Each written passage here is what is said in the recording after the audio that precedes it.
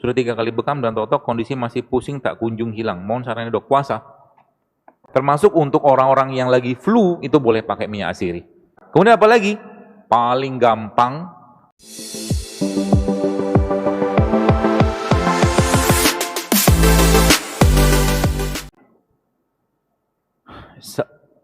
om saya sudah sedang sakit sejak beberapa bulan lalu, sudah turun berat badan 6 kg. Awalnya rasa pusing, depresi, nanti diagnosa sinusitis, sampai kemudian diperiksa lagi, CT scan hasilnya bersih, gak ada sinus, akhirnya sekarang terapi sinse. Sudah 3 kali bekam dan totok, kondisi masih pusing tak kunjung hilang. Mohon sarannya dok, puasa. Sarannya puasa. Lab, saya pernah ada bikin di YouTube. Saya bilang, medical check up bagus nggak bagus, tapi di situ hanya mengukur angka. Banyak orang yang medical check up-nya bagus, tapi tubuhnya masih bermasalah. Banyak. Muncul dari mana? Sama kayak mobil. Mobil itu kalau mobilnya mobil bagus, mobil mewah, maka jangan isi dengan premium, isi dengan Pertamax. Kalau mobilnya mahal, sebelah mobil sport car gitu kan, misalkan diisi dengan premium, maka mobilnya lama-lama ngeluh juga. Di starter susah, tiba-tiba mogok, yang ujung-ujungnya yang bawa mobilnya stres. Sama kayak badan kita. Tubuh kita itu teman-teman sekalian, sebenarnya dia tidak langsung menunjukkan satu penyakit. Jadi penyakit yang didapatkan seseorang itu adalah kumpulan gejala. Gejala itu sudah dikasih tahu sama tubuh. Misalkan sering pusing, sering batuk pilek, sering misalkan badan pegel-pegel, ya mens bermasalah segala macam gitu. Itu sebenarnya sudah indikator badan ngasih tahu, tolong perhatikan saya, tolong jangan sampahin saya lagi. Itu sebenarnya. Jadi kalau ketemu kayak begini, apa yang dikerjakan? Ubah semua polanya, ajak omnya ini berpuasa. Atau kalau nggak berpuasa, biasakan lapar. Nama kerennya intermittent fasting. Ya. Apa yang kemudian dilakukan? Makan semua jenis rimpang-rimpangan, makan semua jenis bumbu-bumbuan, makan produk lebah, nanti hilang semua tuh. Insya Allah. Asal hulunya di stop, yang bikin dia sakit. Tanya makannya apa. Jadi kalau kita ngobatin orang, misalkan orang tanya, saya begini-begini, tanya dulu makan tiap harinya apa. Karena itu kuncinya di situ. Kalau kita belum mampu memperbaiki isi piring kita, berat untuk diobatin penyakitnya, teman-teman sekalian. Ini pertanyaannya panjang betul. Yang dikit-dikit aja ya. Kenapa ada orang yang makannya banyak tapi nggak gemuk-gemuk? Cacingan mungkin. Tapi ada orang yang makan sedikit.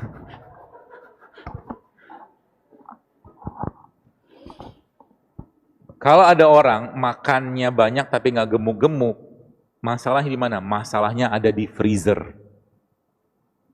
Masalahnya ada di hormon. Hormon tuh ngobatinnya gimana? Perbaiki hormonnya. Dengan cara apa? Kasih dia minyak. Kasih dia minyak dulu. Berapa lama? Saya biasa sarankan sekitar sebulan. Jadi dia makan minyak sama makan lemak yang baik. Contoh lemak yang baik apa? Minyak zaitun, alpukat, itu lemak yang baik. Makan selama sebulan, perbaiki. Dan kurangi karbonya. Ya, habis itu ngapain? Habis itu dia harus latihan beban kehidupan. Bukan. Latihan beban itu bukan pakai barbel ya. Latihan beban itu kayak plank, squat, push up, itu latihan beban itu. Sebab itu akan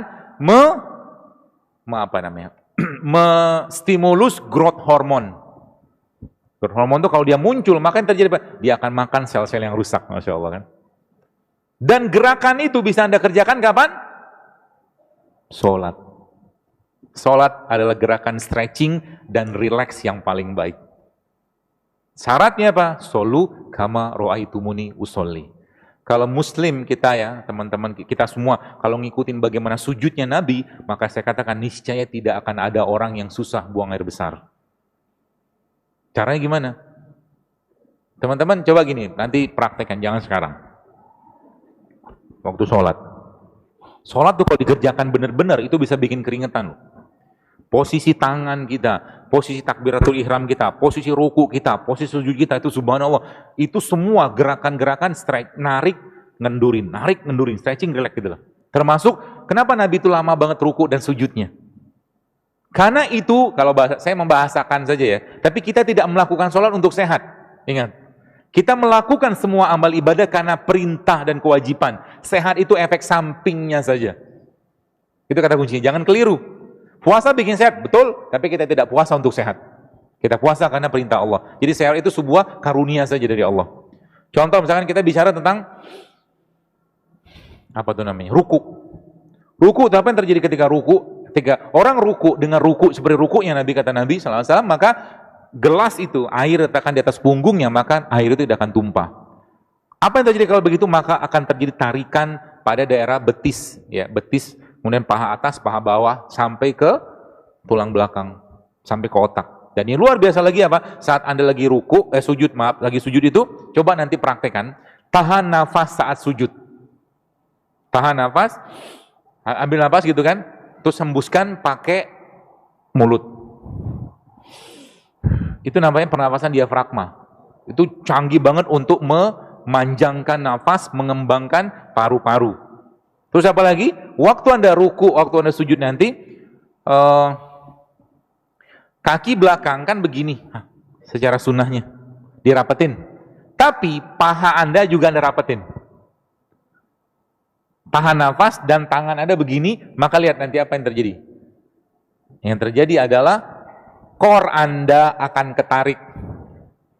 Perut Anda akan tertarik, maka dia akan membantu membersihkan isi pencernaan kita. Kerasa tarikannya kalau sujudnya seperti itu. Masya Allah kan? Kalau sholatnya benar. Ya, kalau sholatnya benar. Ya, takbiratul ihramnya, kemudian kita bersedekapnya, kita rukunya, sujudnya, ikuti aja bagaimana Nabi mengajarkan itu semua. 5 menit lagi. Saya wanita, saya pria. Sebentar lagi insya Allah saya menikah. Saya tidak tanya. Saya ingin menanyakan bagaimana caranya untuk hormon tiroid menjadi normal kembali. Saat ini saya hipotiroid. Kadar hormon TSH saya masih naik turun, dan pada kasus saya, apakah sebaiknya saya bisa melakukan program hamil dulu? Dan insya Allah pada anak yang saya kandung akan baik-baik saja kan? Iya, insya Allah baik-baik saja. Kalau Anda perbaiki dulu. Tidak seperti yang dibicarakan di internet. Ya, insya Allah baik. Jadi bagaimana cara memperbaikinya? Pakai ada beberapa jenis tumbuhan, atau saya sering sebut itu produk Allah yang bisa meresetting ulang itu. Salah satunya sudah disebutkan, habatus sauda.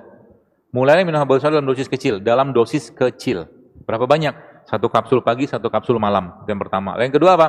Anda mulai mengkonsumsi produk-produk yang meresetting hormon tiroid. Apa dia? Ada saya tulis di IG. Hashtagnya resep tiroid JSR. Tapi isinya apa? Isinya pertama VCO.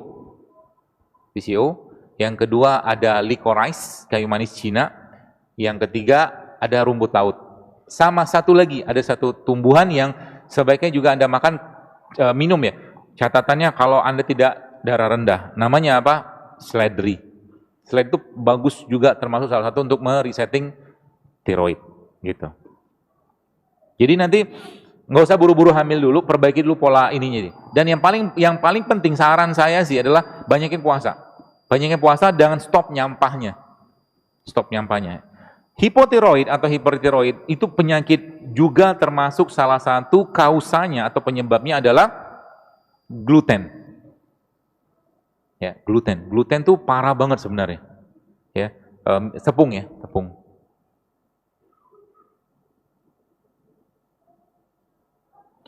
Dokter, saya mau tanya tentang essential oil yang tren saat ini. Bagaimana menurut dokter tentang oil tersebut yang belum ada sertifikat halalnya, walaupun bahan bahan tumbuh-tumbuhan?